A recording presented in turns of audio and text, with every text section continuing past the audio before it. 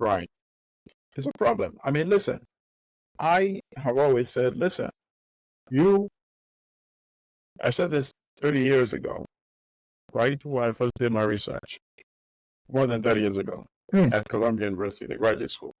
So this started as my master's paper, right? Yeah. Before it developed over the years into a book. And I've never really spoken, publicly about this aspect. Of course, the New York Times are very concerned by this history that I developed of their racism toward Africa, historical racism in African coverage. I went back to an editorial, I think it was sometime in the 19th century, right before the Berlin Conference, right? So it was maybe early 1880 or 1776, I think, right? 1876, before the conference in 1884. And they were, the racist projection of Africa and saying, England should go and colonize and civilize, the natives. And I brought it all the way to the era of the 1960s, when they actually started sending correspondence to Africa, right? Yep. And what was even worse was that I discovered what today in the 21st century would be called fake news, right? When they concocted things that never happened in Africa and wrote about it. I gave you in the past example of people in Nigeria dressed in grass sleeve skirts, which even the writer of the article, Lloyd Garrison, complained to his editors in New York. Said, "Who inserted that in my story?" He read it when he's somewhere in Nigeria. He's like, "What are you?" Right? So they're very concerned with that history. I know it. And in fact, what I did was I offered to be an ally with them in getting them beyond this history. Before I even graduated from Columbia, I said, let me write an op-ed saying these are the things I discovered. This is where the Times is today. This is where you need to go. Right? So that offer, of course, was declined. But even then, I was willing to be a part of the Africa coverage, right? Okay. Because after all, I actually met with Joseph Ledeville, who was one of the reporters and then later editor of the Times, whom I admired, right? Mm-hmm. And when I wrote to him and complained about, because what happened was my article was supposed to be published in a magazine, Columbia Journalism Review, and then they backed out, so I realized they were afraid of the Times, so I wrote to the publisher of the Times, Salzburger, and he wrote, and Ledeville wrote to me. He was the managing editor.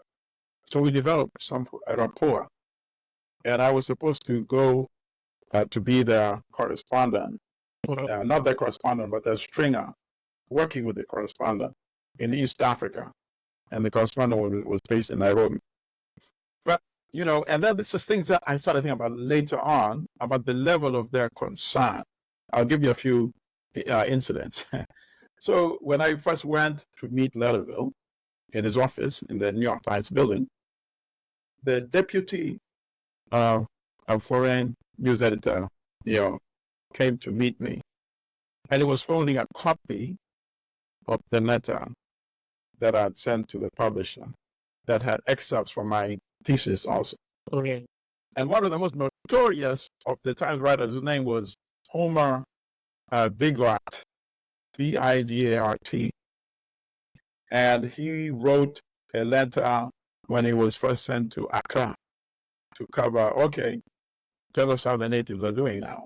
After Ghana had been independent for a while, so it was sent in 1959. And he wrote something, and I'm paraphrasing. And he said, he compared Nkrumah to a Henry Wallace, who had been an American politician from the 60s, the 50s rather, to a Henry Wallace in Burnt Cork. That's what he's saying about Nkrumah, right? And he says, yes.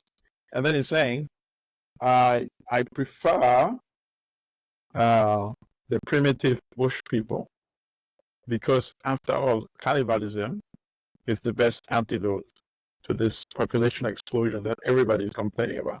So that's in his letter to his managing editor, to his foreign news editor, Emmanuel Friedman. And he was not taking to task. I went and I said, let me see the articles published around that same time. And it had a perfect correlation between the views he expressed in his personal letter and what was published in the New York Times purporting to be article. So these are the kind of examples that terrified of. So the deputy foreign news editor, I forget his first name, his last name was Weissman. So he comes and he greets me before I go to Leatherman's office. And he said, you know, I never liked Homer Bigard. I'm like, what's the point? I'm not saying you're personally, you know, you're personally tied to him. Why are you feeling that level of defensiveness? So that's one example. Let me give you a second example. So the correspondent of the New York Times at that time, her name was Donatella Lodge. And, you know, she had established a reputation as being this fearless, you know, woman reporter who had reported even from Afghanistan, you know, during the era of the Taliban, where they were fighting against the Russians. No, not the Taliban, the Mujahideen. Fighting against the Russians. Right, the Russians. Yeah, the Soviet Union at that time. So she was supposed to work with her as her stringer in East Africa. So then I meet her for dinner, right? Mm-hmm. Around Colombia. This after I'd met with Leatherman in his office. We discussed, you know, going to work with her, blah, blah, blah. So I meet her, we have dinner, and then she's walking me toward the train. We're still chatting. And then she said something like, oh, by the way, Joe, you know, Joe Letterville, I don't remember if she referred to him as Joe or by his last name, Letterville. Anyway, she said he liked my paper, my master's paper. Mm-hmm. You see? And obviously, you know, she's telling me that Letterville is actually agreeing with the content of your, yeah. So he's an ally, you see? So I took that, okay, good. But then she asked a very strange question, which I only deconstructed much later. She said, what do you want? Suddenly, you know, journalists sometimes they think, you know, they get like kind of average. Mm-hmm. So what do you want? I said, oh, what do you mean? I said, what do you want? What do you want? What do you really want? Just want you to be forthright. It was later on that I realized, you know what? You are being made an offer.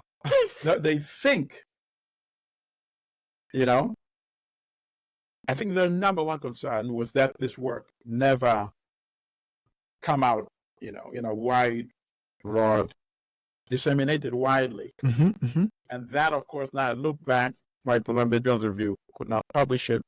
I think they thought I wanted something, like a quid pro quo. It could not be that this guy was just wants to be yeah. my stringer and then eventually maybe come back and be on staff at the New York Times. No. You know, I think, and then I look back, I think it's a kind of a very American mindset, you know, that I got you to give me something in return. Pay me and... Exactly. You see? And they couldn't believe that I actually wanted to help them improve their journalism. And that has been very similar since then. The book is now out, but the book, my own publisher, is no longer promoting my own book. You see? Let that anybody can speculate as to, you know, what happened. The book was doing very well when it came out. I know because I was getting very decent royalty checks, right? And if I'm getting a decent amount, it means the publisher is getting they're selling the book. You see? Yeah. And now, as you yourself know, many people, including yourself, you order the book and you wait for months. Before you get it. You don't get a copy of the book, right? Some people get it months later. Some people never get their copy of the book. And some people get they get the electronic copies with pages missing. Think about that. I obviously They never reviewed it, even though somebody told me, oh, I write for the review section, send it to so-and-so. I sent it, never heard. But it's fine. So this is the challenge of us doing this work, countering this propaganda. And you can't hide knowledge from people, you see? So as you know, I'm in the process of trying to get back my copyright. They want me to buy it. So, I'll buy it back from them. And I'll make sure that this work is widely disseminated, no matter how long it takes, I mean, I'm looking at my copy here, well beaten up. Still, it's a lesson in reading. It's how manufacturing hate, how Africa was demonized in Western media. Correct. You could get a copy on Amazon if you're lucky, but please try.